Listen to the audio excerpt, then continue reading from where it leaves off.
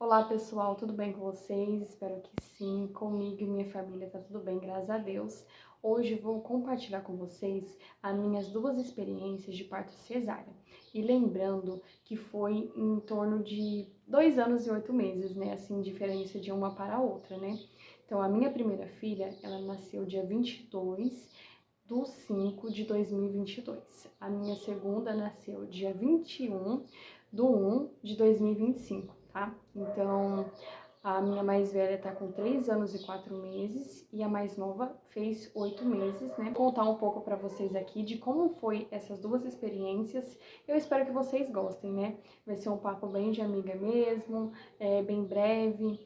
Se você já é mãe ou está grávida, tenho certeza que você vai se identificar com várias partes desse vídeo. Na minha primeira gestação, estava tudo se encaminhando para um parto normal. Eu até tive 3 centímetros de dilatação, eu estava fazendo acompanhamento tudo certinho. Só que aconteceu que um dia antes, né, eu fui no hospital com dor de cabeça, fiz todos os exames, né, e mostrou ali que eu já estava com dilatação.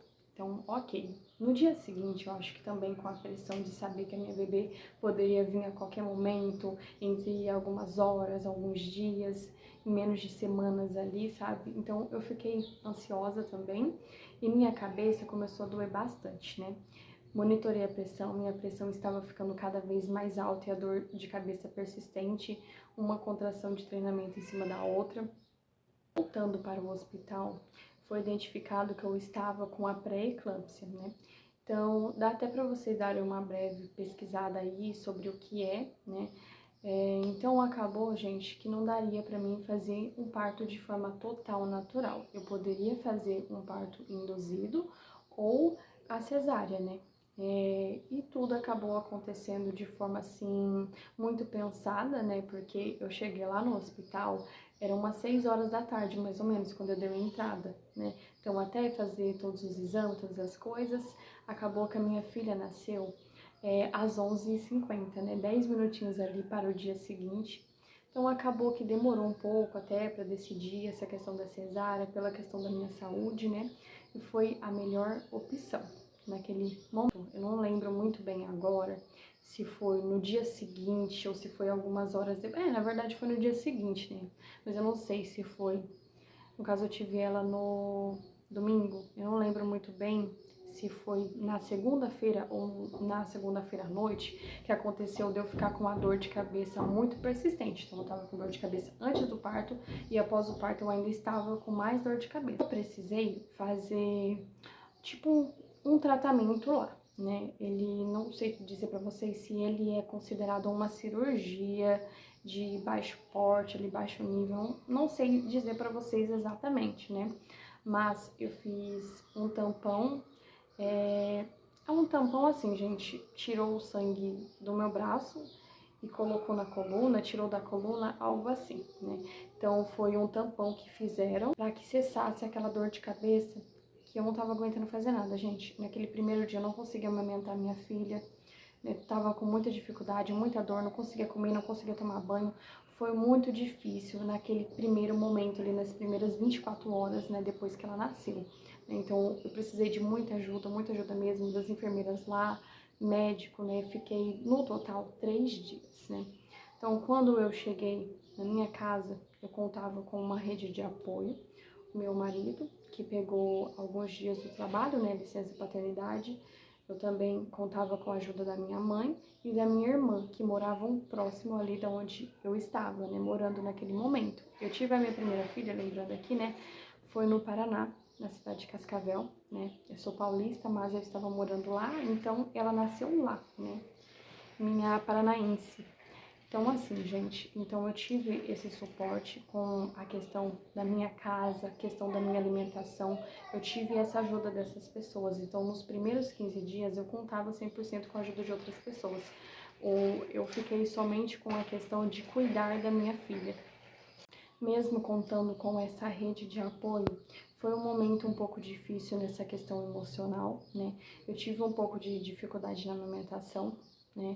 Eu até contei um pouco de como foi esse processo da amamentação exclusiva, né, que foi até os 6 meses. E eu vou deixar aqui também na descrição para vocês darem uma olhada e entender como que foi essa amamentação, porque que eu tive essa dificuldade. Mas eu consegui amamentar a minha primeira filha até 2 anos e 3 meses. Então, eu vou deixar o vídeo da amamentação exclusiva até os 6 meses e também vou deixar o outro que eu fiz do desmame dela, né? Para deixar tudo aí certo para vocês conseguirem entender melhor, né? E também pode ser que ajude vocês de outra forma.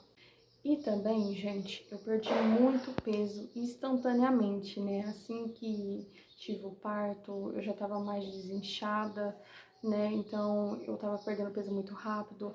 Por mais que eu tivesse essa dificuldade para amamentar, logo eu já tava, assim, com o corpo bem, né? Assim, até abaixo do peso, né? Mas, como eu falei pra vocês, essa aí foi minha primeira filha, minha primeira experiência, né? Agora vamos para a minha segunda. Na minha segunda gestação, eu estava programando que fosse um pouco diferente, também me organizando, já que eu estava com uma criança em casa, né? Então eu precisava me programar melhor ainda, né, gente? Mas assim, eu esperava dessa segunda vez ter feito um parto normal, mas aconteceram algumas coisas ao decorrer da gravidez, né? E assim, bem no finalzinho, a minha filha sentou, né? Então acabou que eu precisei agendar uma cesárea alguns dias antes, né? Só que pelos meus exames, as ultrassom mostrava que ela estava com 39 semanas, né? Fiz todas as ultrações no particular, em um só local, não mudei de local, foi sempre nesse lugar, e estava mostrando lá que eu estava de 39 semanas, né? Um pouquinho mais ali. E assim que ela nasceu, o médico informou que ela estava com 36 semanas, pelo cálculo tudo certinho, 36 semanas e 6 dias. Então ela nasceu um pouquinho antes, mas ela não teve nenhum tipo de problema, nenhuma consequência, né? Porque alguns médicos falam que 36 semanas é 9 meses, outros falam que é somente 37 semanas, que é 11 meses, mas ela não foi considerada uma criança prematura, por mais que ela nasceu um pouquinho pequena, né? Ela não teve baixo peso, nasceu respirando tudo certinho, gente, sem nenhum problema mesmo, né? Só foi esse erro aí, mas Deus sabe de todas as coisas, era pra ser, não tinha como, não tinha outro dia, né? E assim, minha primeira filha nasceu dia 22, às 11h50.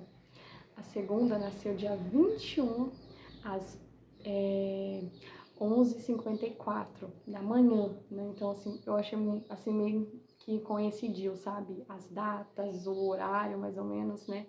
Achei bem interessante isso que aconteceu. Mas eu peguei, gente, no dia que foi marcado a minha cesárea, né, que foi agendada, eu cheguei no hospital, era muito cedo, era tipo 5, 6 horas da manhã, né? Eu tinha que estar lá.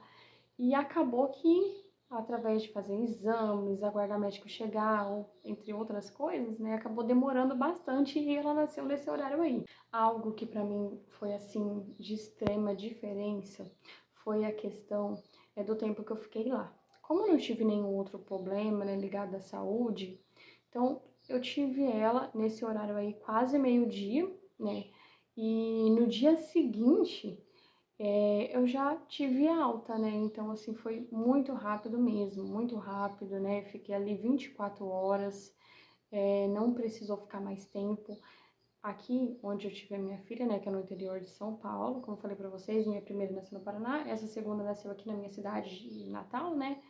E foi rápido mesmo, sabe? 24 horas, independente se é parto cesárea, se é parto normal, aqui fica somente 24 horas, né? E assim, foi até bom pra mim, porque como eu tinha minha filha, que estava com a minha sogra nesse momento, né?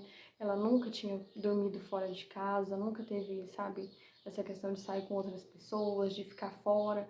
Então, pra mim foi bom, 24 horas deu ali pra ela dar uma distraída, né, do que estava acontecendo e no dia seguinte ela já estava em casa, já estava pronta para a rotina normal dela.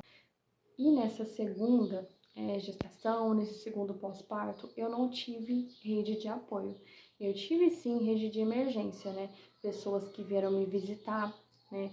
Tive pessoas que fizeram marmitinhas e me levou, né?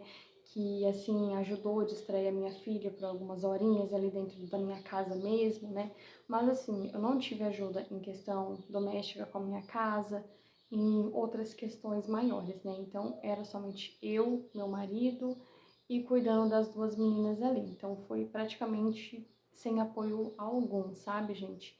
Minha família estava ocupada no momento, minha mãe, minha sogra mora em outra cidade, né, trabalha também, então assim, acaba, não deu muito certo assim, outras pessoas aqui da cidade também, né, e falo pra vocês, mesmo não contando com uma rede de apoio, eu vi que foi mais leve do que a primeira vez tive rede de apoio, tive outros cuidados e dessa vez não, acredito que a gente vai criando mais amadurecimento, né, através da maternidade, e deu tudo certo, foi mais leve, eu já sabia o que fazer. Já assim, gente, não é que é algo automático, né? Cada criança demanda algo de você, mas a gente sabe ali o que é necessário fazer, o que não é. A gente conta, né, com essas experiências anteriores, então vai ficando mais fácil sim. E tem um vídeo aqui no meu canal que eu mostro para vocês um pouco da organização que eu fiz, né? Preparando a minha casa, eu também fiz algumas marmitinhas para deixar ali, né? Porque como meu marido estaria em casa, né? Eu acho que seria mais prático para ele pegar e somente esquentar ali, para ele não ficar fazendo muita coisa também, porque, gente, é uma segunda cesárea, né? E também teve diferença no jeito que foi feita a minha cesárea, né? Já conto aí para vocês essa questão. Então, assim, eu ter essa ajuda em questão das marmitinhas que levaram para mim, eu também tinha prontas, né, ter feito uma faxina antes na minha casa, então são coisas que me ajudou a ter mais praticidade. E também em questão de lavar roupa, essas coisas, tendo máquina facilita demais. E até se você tem outros eletrodomésticos, acredito que ajuda muito nessa questão aí, para você não ficar somente cuidando ali da casa, né, e se dedicar mais à criança.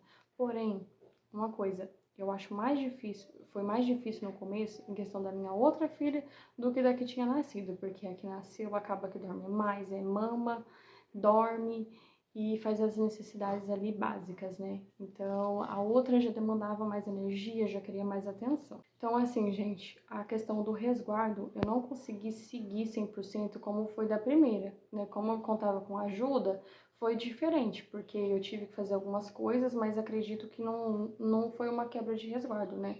Assim, eu dobrava uma roupa, auxiliava ali em alguma coisa da alimentação que precisava ser feita. Eu não ficava com a barriga ali próximo ao forno, as primeiras bocas ali do fogão, mas assim, né, para pegar alguma coisa, dava para me pegar tranquilamente, sem fazer muito esforço, sabe?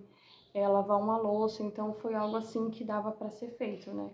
Eu acho que independente do quarto, a gente dá para fazer essas pequenas coisas aí. É claro que não dá para você sair jogando água na casa, lavando o banheiro nesse momento, né? Ainda mais quem faz uma cesárea, porque é dolorido.